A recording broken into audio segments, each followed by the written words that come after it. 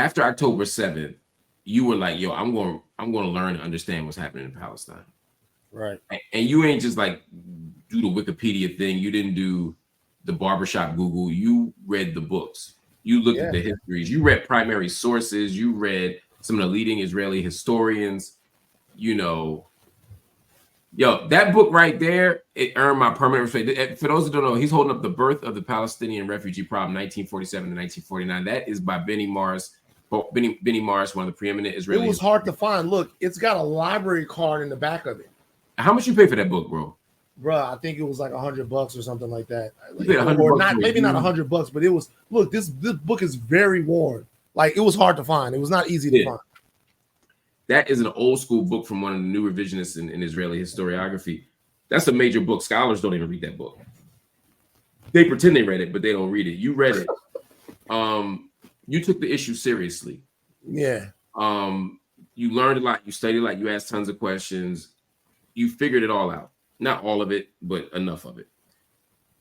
14 months later, after watching this genocide happen, after speaking up for Palestine, for Palestinian people, after offering critiques of politicians who were being trashed on this issue, and after watching maybe, I don't know if you agree with this, maybe a Biden/Harris not get reelected, not totally for this issue. I think the economy was a bigger issue, but certainly this was part of the mix of why a lot of people weren't rocking with them. Where are you on this question of Palestine, particularly as a Black person? It's complicated. And I'll be completely honest with you. It's complicated. Being a Black American, for me at least, means that you've lived this life where you've continuously implored people to treat you and your community in a different way based upon a moral understanding of human life. Like, you look around and you go, there's no way that you think this is right. Particularly when you don't have a deeper understanding of the way the gears of America work. Like, look at how y'all got us living. You guys got to hate us. You guys must want us to drink nasty water. You want to kill us in order for white supremacy to steal resources and to make us the beasts of this country, the beasts of burden of this country. They have to convince themselves that they hate us, and they have to pass that hate down to make sure that the caste system is reinforced every generation. So even if it didn't start out of look at the Black skin, we hate them, it had to go there in order for us to exist in the space that we exist in America. Right. Right. So you see that, and you're constantly litigating somebody else's morality. You can't possibly be moral because look how y'all letting us live in a country where everything's supposed to be equal and free. Right. 3/5 of a human being. You raped my grandmother, my great grandmother, you lynched and killed my grandfather and my people just because they dared to live. And when you're imbued with that sense of morality and you keep coming back to it, it gets very difficult not to see people in that other situation and go, well, what about them too? No matter where they may be. Be they the indigenous people of this land, of Canada, or any other place, any colonized group of people, anywhere, you start to see, oh my God, I feel one with that struggle. And that's always been that way. And with many of our great leaders and our great luminaries, they've adhered to that ethic, right? Then you get to a point in your life where you wonder, are you alone? Has the trick of white supremacy been played so well that the world believes at its core that there's nothing lower than a nigger? So when everybody is grabbing at freedom, You'll reach and you'll help. You'll reach and you'll help. You'll reach and you'll help, and you'll ask for the smallest, tiniest bit of sacrifice from somebody else, and they'll go, no. I'm not going to lie to you. That crept into my mind, particularly around the election. Okay, so that's where I thought you were going. So, if I'm understanding you correctly, the election comes up, and there are a lot of people who are saying they're not voting for Kamala Harris because of the Biden-Harris administration's actions over the last 14 months, then 13 months, and because of what Harris has communicated she's going to do if she becomes president. There were Palestinians who said, I am not pulling the lever for genocide. It's a moral non-starter for me. There were Black people who were saying, look, we can't afford to go back to a Trump era. We're vulnerable here too. And we can't afford to be single issue voters, particularly in a way that's going to undermine our prosperity, our well-being. These were, I don't want to oversimplify the arguments, but those two things were happening. It sounds like, if I'm understanding you correctly, you were one of those people saying, yo, Palestinians, I need some support here.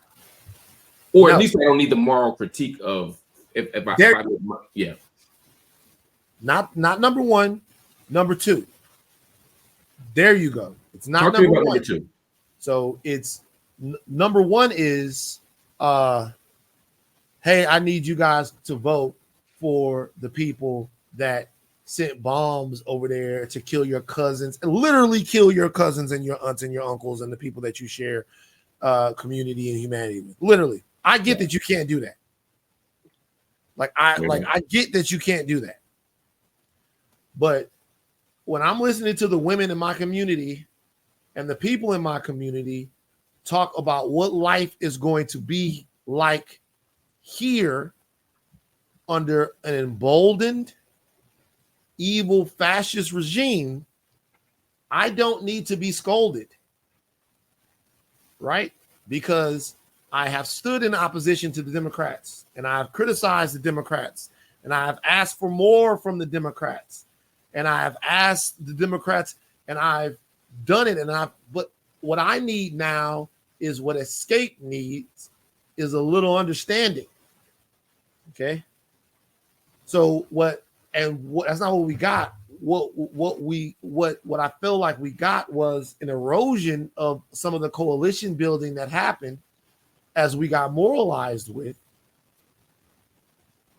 by people who are saying, how can you,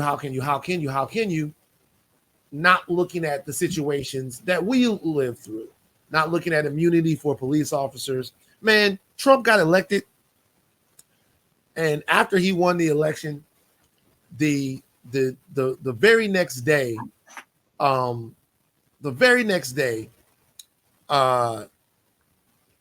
he made plans to undo an executive order that had set up a task force to monitor environmental conditions in Black and brown neighborhoods. Yeah. It's woke policy. It's gone. So Trump gets elected, and right away, Black children don't get clean air and clean water and environmental protection. There's a cost, right? And so for me, I'm looking at it and I'm going, if you can't understand why we're rejecting white supremacist fascism in this country with a vote, with the best vote that we got, and if we can't get a little bit of grace and understanding for that, I'm not sure that there's much of a conversation that we can have. Also, when you factor in that in many ways, Trump could possibly be a worse outcome for the people in Gaza than Biden and Harris are. I don't know that he will be, because Mark, I don't know that it can get worse. Well, that's just it. I made the same argument. I said it'll likely be the same or worse under Trump, based on Trump's history. You know, Trump certainly was no friend to the Palestinian people. Biden is as bad as you can be on this issue in terms of the last 14 months. So Trump will be the same. Can I ask you a question real quick? Yeah. Not to interrupt you. No, please. Do you think that Biden would have moved the embassy to Jerusalem? Do you think that he would have gone so far as to recognize Jerusalem as the capital of Israel.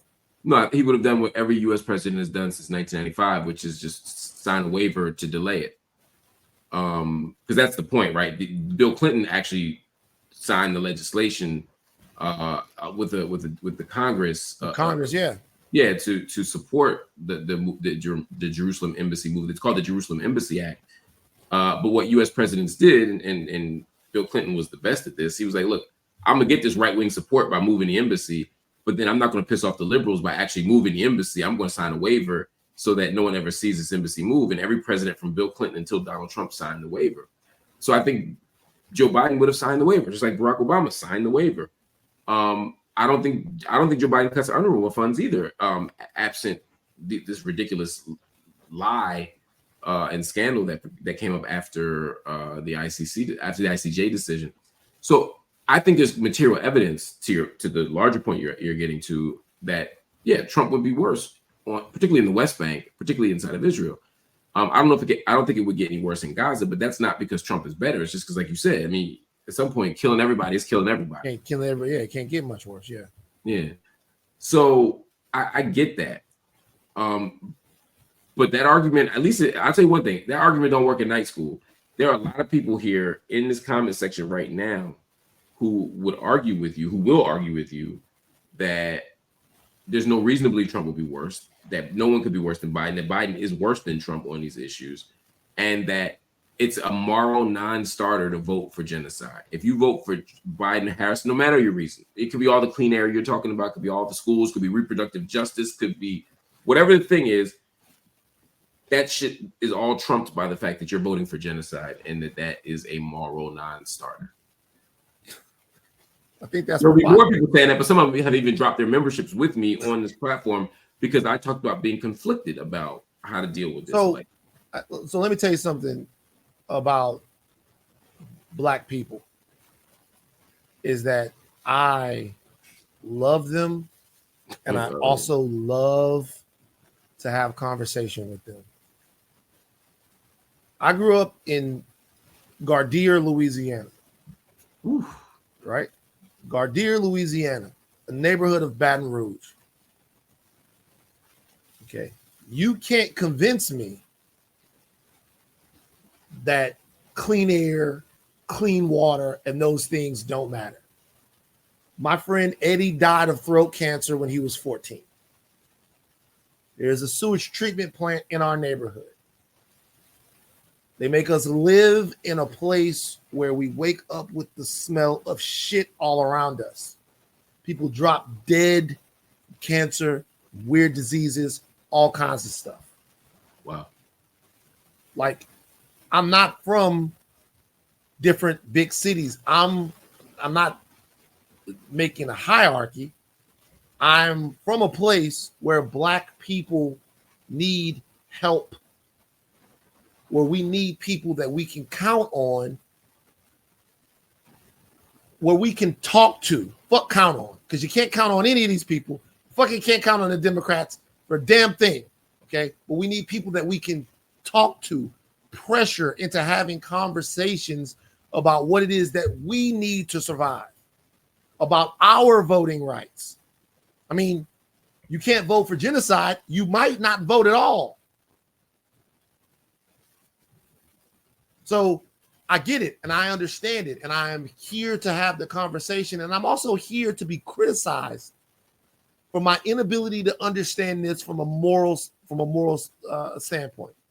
I'm here to be criticized. I'm here to be kicked in my nuts.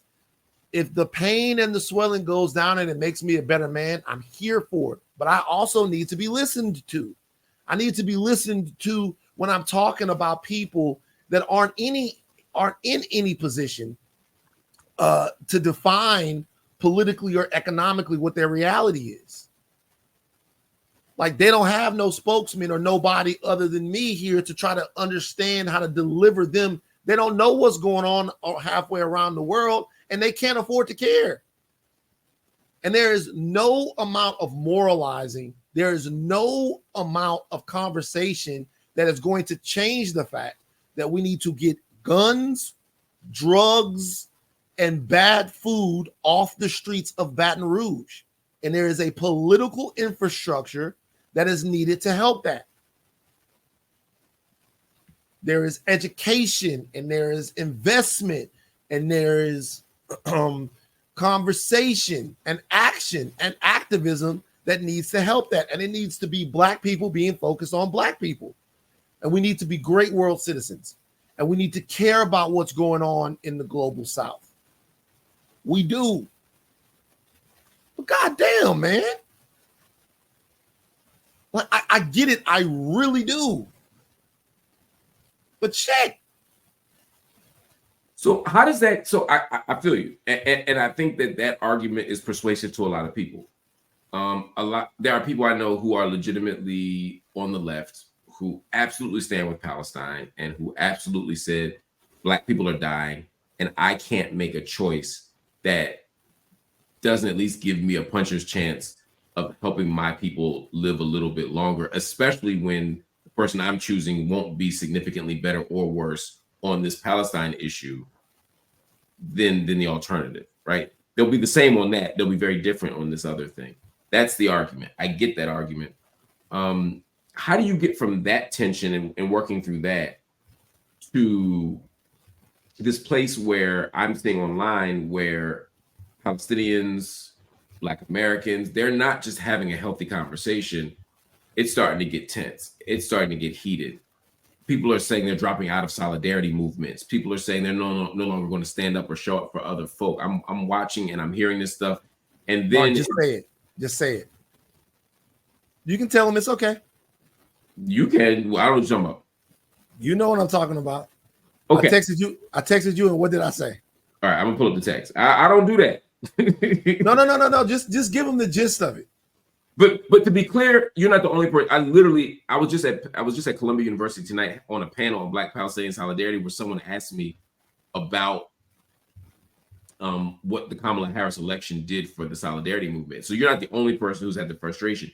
You articulated it differently than other people. Here's what you said to me.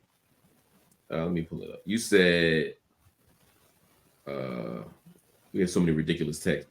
You said, this is on November 8th, 3 days after the election. You said, I just had a conversation, and let me tell you, I will never in life care what happens to the Palestinians again. I swear on my father's grave, I'm that serious. Now, I know you were saying that at a moment of frustration and anger. We never actually even got to fully have that conversation about why you felt that way. I knew why you felt that way a little bit because you were the third person that week to call me and have a very similar conversation. Two of those people, counting you, were public figures. And I talked one of the other person through sort of how to think about this and talked about some of the tensions and frustrations I've had going through this. What got you there? Well, I'm not there because that was temporary. And what I was really hoping was that you would talk me through it, but you left me out in the cold. You picked a bad week to ask me, man. I was stressed too. Yeah, and so I'm not there. And I apologize to the memory of my father that I would swear such a vile thing on him. But once again, I am here for understanding and for accountability. Did a Palestinian like check you or be like, "Yo, you hate us, you love genocide because you support Kamala"? Like, I was in a conversation with 3 people, and they were telling me why Trump was awesome, and I was trying to convince them that the Trump in any way standing up with Muslim and Arab people leaders was a ruse and that it wasn't going to last. And I was having a conversation with some people and they were so deeply dismissive of Black and Palestinian solidarity that I did the one thing that someone should never do is I internalized it. The work that I did for to understand the issues in Palestine, it wasn't charity. I'm not owed anything for it. It wasn't charity. It was so that I could have a handle on how to be a better human being and how to be a more informed human being. And so rather than listen to them in that moment and have that conversation, what I did was take it personally. And my Stoicism journey says that you shouldn't do that, which is why I wanted you to read the text. What I do understand is that my feelings on this are complicated, and they are complicated because I want to do the best thing that I can do for people who need freedom and justice everywhere. But I want to do what I have to do for Black people who need freedom and justice here. Anybody who couldn't vote for Joe Biden and Kamala Harris, I get it. Anybody who chided Black people for voting for Joe Biden and for voting for Kamala Harris, I don't get it. I don't get it. Anybody that chided them from it, I don't get it. I feel like those people aren't giving Black Americans the same grace and understanding that they're asking for. And that happens way too often for me. And that's the best I can do. I wonder if Donald Trump had unveiled an amazing plan for Gaza, for the Palestine, for the West Bank, for East Jerusalem, if he had said, I'm going to force Netanyahu's hand and give him a two-state solution, one-state solution, whatever. I'm going to restore UNRWA funds. I'm going to give the right of return. I'm going to do all the things that the Palestinian civil society has been asking for decades. If Donald Trump, all the settlements, all of that stuff, all of that, turn the settlements over to Palestinians in the West Bank, the whole nine, yeah. If Donald Trump says yes to all of that, are Palestinians voting for Trump, even if his domestic policy is the same? I have no clue. I don't. I'm not asking you to wager a guess, as much as I'm saying, based on what we saw in Michigan and other places, where people were voting for Trump for a whole lot less. I think if Palestinians were placed in a position where their political choices that best advantage them were at odds with the interests of Black people, I think they would say, "We're catching hell. We gotta look out for our own people," in the same way that they're doing this now.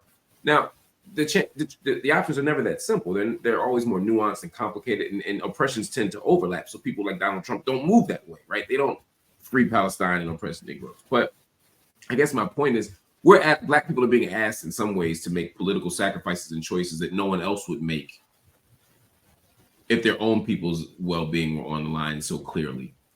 And I understand the idea of saying long-term, this doesn't hold.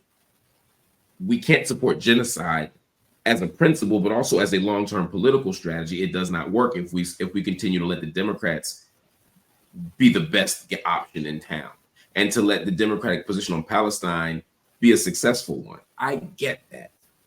I also know what you just said, which is that people are dying in Baton Rouge, that people are dying in Chicago, Detroit, Philadelphia. People are dying right now, and we can make a choice that might make fewer people die.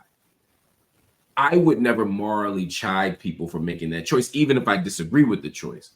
But I'm watching the solidarity movement break down precisely at that point, because it becomes the moralizing. It becomes the not just I disagree with your choice, but suddenly I've got people telling me I don't give a damn about Palestine. I got people literally telling me I don't care about genocide. And some of it is my ego, some of it is my sensitive feelings. And some of it's like, who is you? Like, there's all that. I get that. All that to say, I ended up for that and other reasons, I ended up where you were that election week. Part of why I couldn't text you back and offer you a good word. What's that? Like I said, I just talked somebody else off the ledge, and in talking them off the ledge, I was getting myself angry again. So I don't know if I could have given you anything better than what I did. But I'm not in that place. Look, the reality is, it's like, I'm not going to not care about incinerated children. It's impossible. Like, Man, let me tell you something. This being black thing, it's not for the faint of heart. Okay? It's not for the faint of heart. You're living in a country that your ancestors built. You're gaslit and told that they didn't have any hand in it. Every single invention that you have is stolen from you.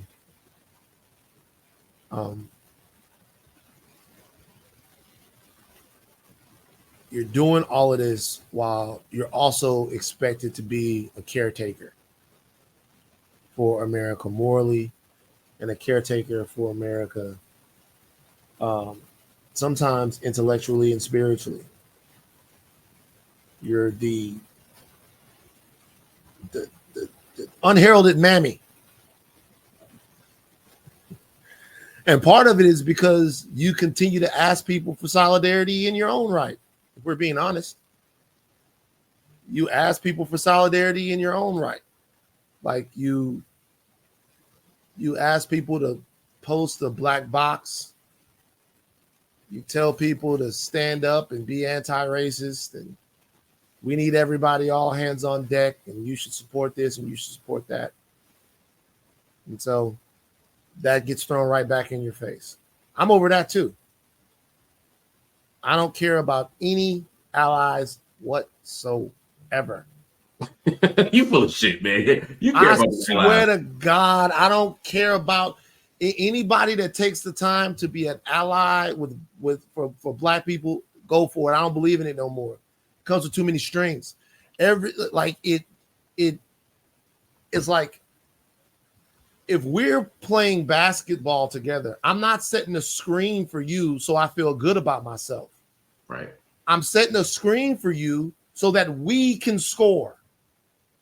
Not so that you can score, so that we can score. And if I have to set 6 screens so that we score, then I'm going to do that. Like if I can't rely on you to set a screen for me, if I can't rely on you to make the game easy for me, then we're not really a team. And what I'm starting to see is that a lot of this allyship is conditional, is superficial, is cosmetic. It doesn't really matter. It comes from people's weird infatuations with black culture. It comes from their weird fetishism of black culture. It's not rooted in any actual politic or political theory or philosophy. It doesn't come from anywhere that's whole or real. All it comes from is vibes.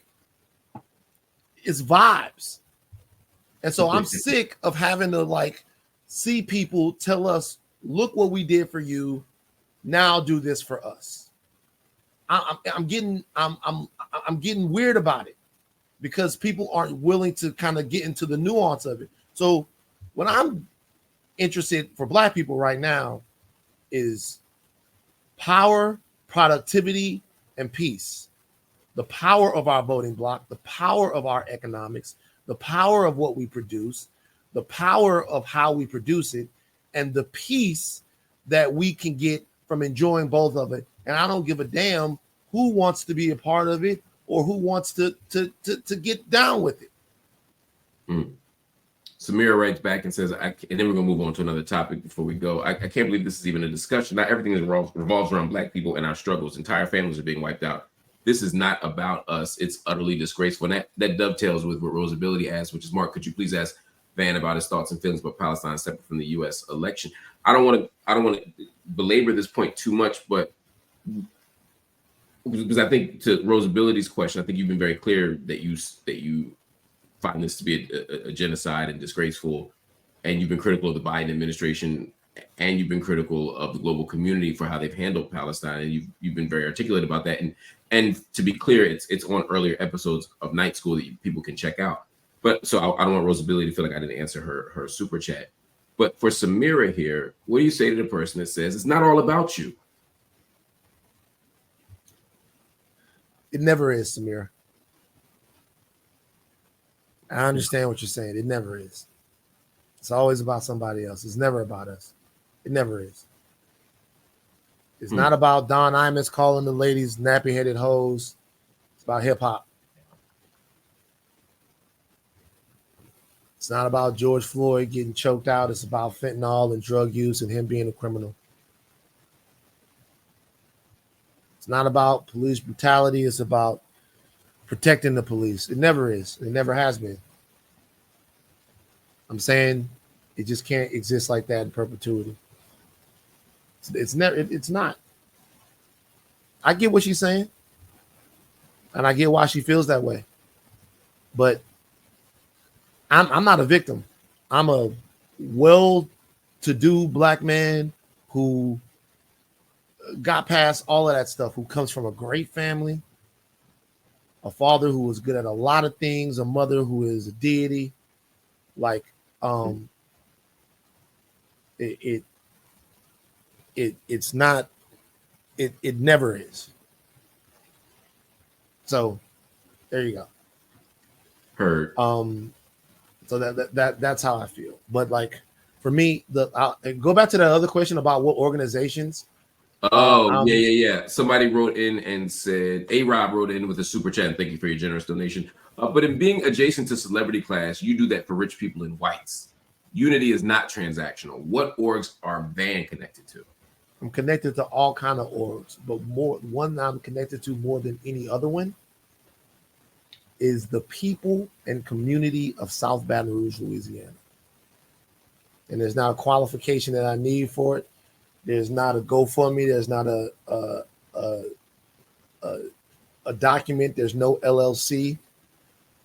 You know, everybody that needs me, I'm there for them. If it's black men, build, from the ones y'all like, the ones y'all don't like. Shot Spotter just got killed in Baton Rouge.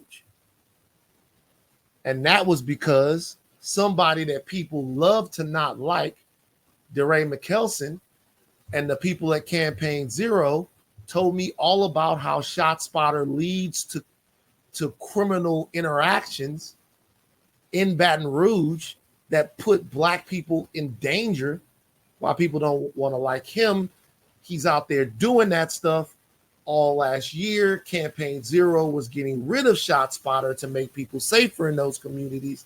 Yesterday, it's gone. So I'm connected to anybody who want to be connected to me. Anybody who needs a voice and anybody who needs a microphone, the people that we've platformed, the people that we will continue to platform, whether you like me or whether you love me. But I'm just a person.